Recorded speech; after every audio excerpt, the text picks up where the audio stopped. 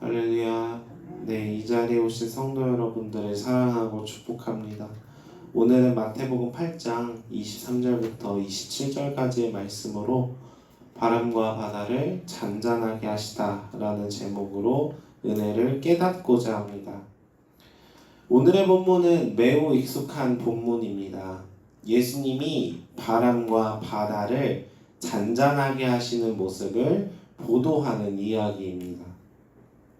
이 이야기는 요한복음을 제외한 모든 공관복음, 마태, 마가, 누가복음에서 등장합니다. 각 복음서별로 예수님이 바람과 바다를 잔잔하게 하는 이야기를 우리에게 들려주고 있긴 하지만 저자들마다 이야기의 주제를 달리 사용하면서 메시지를 전하고 있습니다. 오늘의 본문의 경우 이렇습니다. 예수님이 다음 행선지로 가시기 위하여 배에 오르십니다. 제자들은 예수님을 따라 함께 배에 오릅니다. 배가 출발하고 시간이 지나면서 갑작스럽게 바다에 큰 놀이 일어나기 시작합니다. 풍랑이 너무 거셌습니다. 이로 인해 배가 파도에 덮였고 배가 전복될 상황까지 놓이게 됩니다. 이런 상황에서 제자들이 겁을 먹습니다. 한편 예수님은 평온하게 주무시고 계셨습니다. 제자들은 예수님을 보고 급하게 깨웁니다. 예수님, 일어나십시오. 우리가 죽을 것 같습니다. 일어나셔서 우리를 도와주세요. 예수님은 제자들에게 말씀하십니다. 어찌하여 무서워하느냐? 믿음이 작은 자들아. 그리고선 일어나셔서 바람과 바다를 꾸짖으십니다. 바람과 바다는 언제 그랬냐는 듯 아주 잔잔하게 됩니다. 그때 제자들이 놀라워하며 이야기합니다. 이 사람이 어떤 사람이기에 바람과 바다도 순종하는가? 오늘의 이야기는 보통 예수님의 신적인 권위, 자연을 통제하시는 예수님의 능력을 보여주는 이야기로 읽습니다. 여기서 좀 더 나아가 우리의 어려움을 예수님께 맡기면 예수님께서 그 어려움을 막아내 주신다 라고 읽고 묵상합니다. 오늘 저는 마태가 이 이야기를 어떻게 들려주고 있는지, 마태가 말하고자 하는 바는 무엇이며 우리는 어떤 교훈을 얻어야 하는지 함께 나누고자 합니다. 오늘 본문에서 가장 눈에 띄는 보도가 있다면 이야기를 시작하는 23절입니다. 배에 오르심에 제자들이 따랐더니, 이렇게만 본다면 왜 이런 보도가 눈에 띄는 것인지 의아할 수도 있습니다. 다른 공간복음의 경우 마가복음은 제자들이 함께 하더니, 누가복음은 제자들이 행선하더니 라고 보도합니다. 마가와 누가는 예수님과 함께 배에 올라탔다고 보도하는 것에 반해 마태는 제자들이 예수님을 따랐다고 보도합니다. 이 지점에서 마태가 강조점을 찍는 지점을 우리는 이야기 바로 윗단락에서 살펴볼 수 있습니다. 제자란 무엇인가 라는 주제로 바로 윗단락에서 이야기하기 때문입니다. 마태복음 8장 18절에서 22절까지의 이야기는 18절은 무리, 21절은 제자를 언급하며 마치 마태복음 5장 1절 산상수훈을 받는 제자와 그렇지 않은 무리들을 구분한 것처럼 무리와 제자를 구분합니다. 무리와 제자를 구분하는 기준점은 명쾌합니다. 예수님을 어떻게 바라보고 있느냐입니다.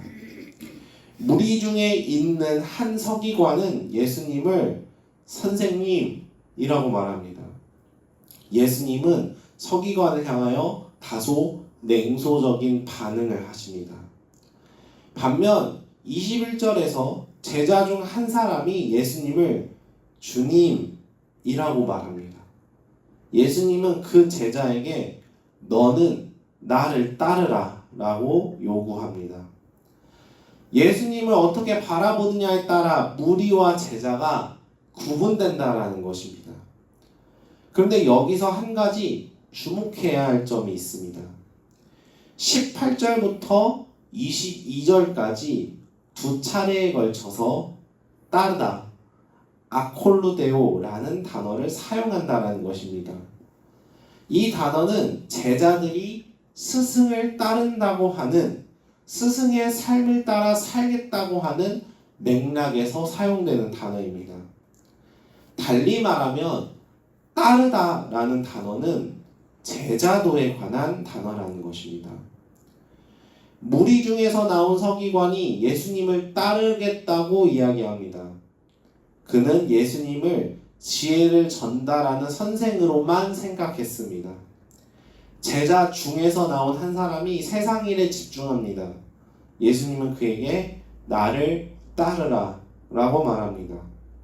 그는 예수님의 자신의 인생의 주인이라고 고백했기 때문입니다. 무리와 제자 모두 예수님을 따르겠다라고 이야기를 하지만 모든 사람들이 예수님을 따르겠다라고 해서 제자가 되는 것은 아닌 것입니다. 예수님을 내 인생의 구주로 삼고 주님을 따르겠다고 고백했을 때, 그때 비로소 그 사람들을 향해 제자라고 부를 수 있게 되는 것입니다. 그러한 맥락에서 오늘의 본문의 도입부, 제자들이 예수님을 따랐다라는 이야기 역시 따르다, 아콜루데오를 사용하고 있습니다. 그렇게 우리는 자연스럽게 23절에서 제자들이 따랐다라는 것을 이해할 수 있습니다. 그런데 이상한 것은 오늘의 본문 마지막 절에서 제자들이 사람들로 바뀌었다는 점입니다. 분명히 예수님을 따랐고 예수님을 주님이라고 고백했음에도 호칭이 바뀌었습니다. 그렇다면 왜 마태는 이렇게 이야기했던 것일까? 예수님의 말씀이 그 단서입니다. 어찌하여 무서워하느냐 믿음이 작은 자들아. 제자됨의 기준은 예수님의 호칭 그 이상으로, 그 이상의 믿음이 중요했던 것입니다. 마태가 이야기하는 예수님의 말씀을 보면 믿음 없음을 비판하는 마가와 누가와는 다르게 예수님은 제자들의 믿음 없음을 비판하지 않습니다. 누가와 마가는 믿음이 어디 있느냐, 어찌 믿음이 없느냐라고 말합니다. 하지만 마태에선 예수님께서 믿음이 작다라고 말합니다. 믿음이 있지만 그 믿음이 견고하지는 않았던 것입니다. 그렇기에 마태는 말하는 것입니다. 예수님을 따른다고 하여도 그 사람들이 모두 제자가 되는 것은 아니다. 호칭의 문제도 아니다. 그 이상의 것, 믿음의 차이다 라는 것입니다. 그렇다면 우리는 물어야만 합니다. 마태가 말하는 믿음의 차이, 믿음이 큰 것은 무엇일까? 마태복음이 기록된 당시 교회의 상황은 무척 위태로운 상황이었습니다. 기독교 초기에는 유대교와 그저 갈등하는, 서로 손가락질만 하는 수준의 갈등 국면이 있었지만 유대교가 로마 제국에게 기독교를 고발하면서부터 정치 권력을 앞세워서, 공권력을 앞세워서 교회를 핍박하는 일방적인 국면으로 바뀌게 됩니다. 당시 로마 제국은 수많은 지역들을 식민 지배하면서 권력을 과시하고 있었습니다. 로마 제국 통치의 특징 중 하나는 다양한 민족들의 문화를 어느 정도 인정했다라는 점이었습니다. 여기서 해당 민족의 종교 역시도 인정했습니다. 단 로마 제국에서 해당 종교를 승인해 주어야 하고, 승인의 조건은 로마 제국을 인정하고 로마 황제를 칭송하면서 경배하는 일에 참여하는 것이었습니다. 유대교는 로마 제국을 인정했습니다. 로마 황제를 칭송했습니다.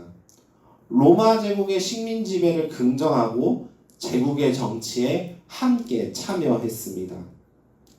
그런데 중요한 것은 교회는 그러지 않았다는 것입니다. 기독교는 로마 황제를 숭배하지 않았고 오직 예수님만 예배했습니다. 그럼에도 기독교는 로마 제국에게 제재를 받지 않았습니다. 왜냐하면 로마 제국 입장에서 기독교와 유대교가 뚜렷하게 다른 종교로 보이지는 않았기 때문입니다. 이 부분 때문에 유대교는 로마 제국에게 교회를 고발하고 공권력을 통한 박해가 시작하게 됩니다. 기독교는 유대교와 다르고 로마 제국을 음해하는 세력이다. 로마 황제가 유일한 통치자인데 교회는 예수를 자기들의 왕이라고 부른다. 이런 이야기로 교회를 박해하기 시작합니다. 이때 당시 마태복음을 읽고 믿음을 지켜왔던 교회들은 이에 대한 반응으로 믿음의 행실을 강조합니다. 상대의 공격에 보복하거나 혹은 믿음을 타협하거나 변절하거나 외식을 하는 이런 모습들에서 벗어나서 예수 그리스도의 말씀을 따라 그분의 삶의 모습을 닮아가야 함을, 실제로 그것을 보여줘야 함을 말합니다. 세상과는 다르게, 세상과는 구분되는 거룩한 삶을 살라는 것입니다. 그러한 맥락에서 오늘의 본문, 예수님의 믿음이 작은 자들아 라는 말씀은 예수님을 따르겠다고 고백했기에 믿음이 없는 것과는 구분은 되지만 막상 예수님을 따르면서 생기는 고난과 위협들을 극복하지 못한 상황이라고 우리는 읽어내야 합니다. 죽을 것 같은 위협과 고통 속에서도 우리의 믿음을 타협하지 않고 우리의 믿음을 포기하지 않고 예수님께서 가르쳐 주신 말씀을 행하고 믿음으로 세상으로 나아가야 합니다. 예수님께서 죽기까지 하나님의 뜻에 복종했던 것처럼 제자들 역시 세상의 위협과 문제들에 꺾이지 말아야 합니다. 오늘의 본문에서 제자들은 그 문제들에 꺾였습니다. 믿음을 저버렸습니다. 우리가 죽을 것 같습니다. 세상의 공격과 조롱과 위협들에 믿음의 행실을 포기한 것입니다. 그래서 제자들은 다시금 믿음에서 멀어지기 시작합니다. 27절에서 제자들은 더 이상 제자들이 아니게 됩니다. 그리고선 예수님을 향해 이렇게 말합니다. 이가 어떤 사람이기에 바람과 바다도 순종하는가. 아마도 당시 마태복음을 읽었던 교회 속에서 예수님을 믿고 제자가 되기로 따르는 수많은 교인들 가운데 유대교의 박해와 로마 제국의 압박, 세상살이의 어려움 등으로 인해서 예수님에 대한 믿음, 제자로서의 삶과 거룩한 행실을 포기하고 내 삶이 너무 고되고 힘듭니다 라면서 믿음을 타협하는, 로마 제국이 시키는 대로 따르는, 세상이 원하는 일들을 하는 그런 모습을 보여주었던 것 같습니다.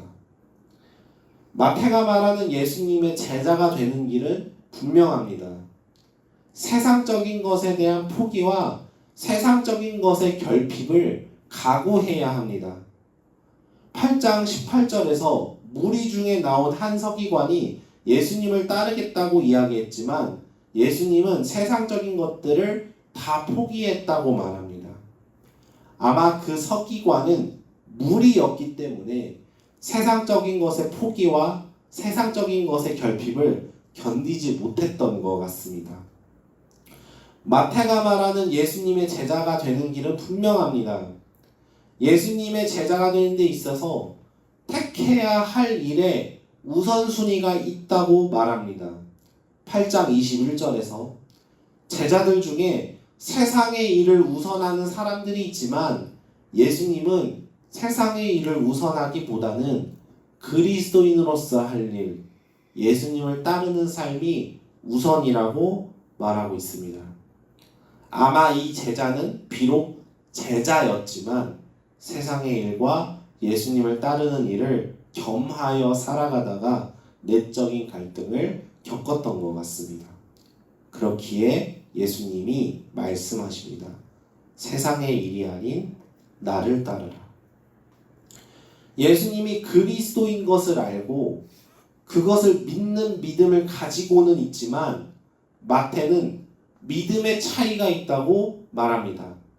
그런 이유에서 유독 마태복음은 행실, 행함, 의복, 기름, 달란트와 같은 결과물에 대한 강조가 많습니다. 아마도 이 믿음의 차이를 말하기 위함인 것 같습니다.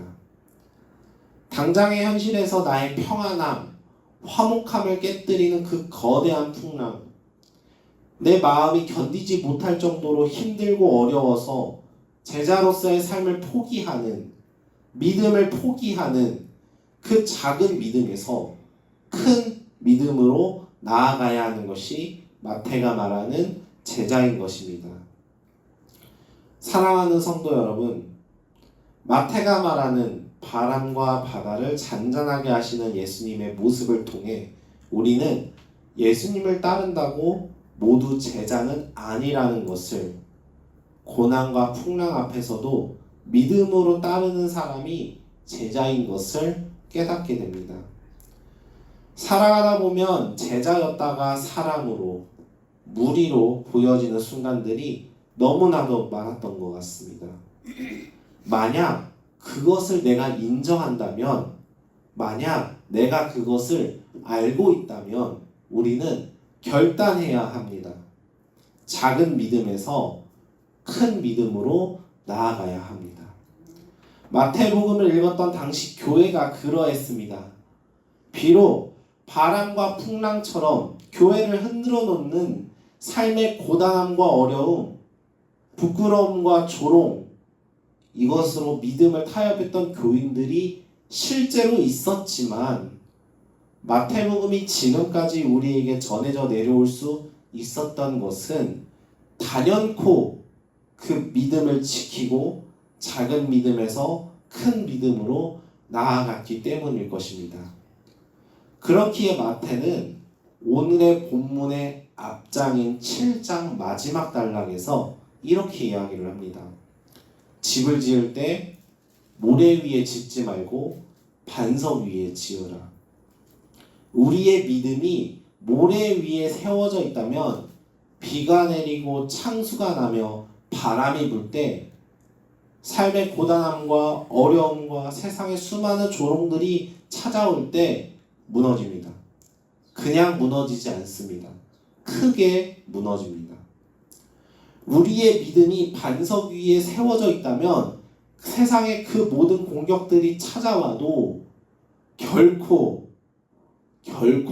무너지지 않습니다. 마태는 반석 위에 집을 세운 것을 예수님의 말씀을 듣고 행하는 것이라고 7장 24절에서 이야기합니다. 우리의 믿음이 그렇게 되기를 축복합니다. 예수님의 말씀을 따라 그 어떤 풍랑도, 물결도, 바람도 나를 쥐고 흔들려고 할 때에 주님의 말씀 붙들고 쓰러지지 않고 넘어지지 않고 무너지지 않는 우리의 믿음이 되기를 소망합니다. 만약 우리의 믿음이 작은 믿음에 있다 할지라도 예수님을 따르며 말씀에 붙들려 큰 믿음으로 나아갈 수 있는 저와 여러분이 되시기를 주님의 이름으로 축복합니다.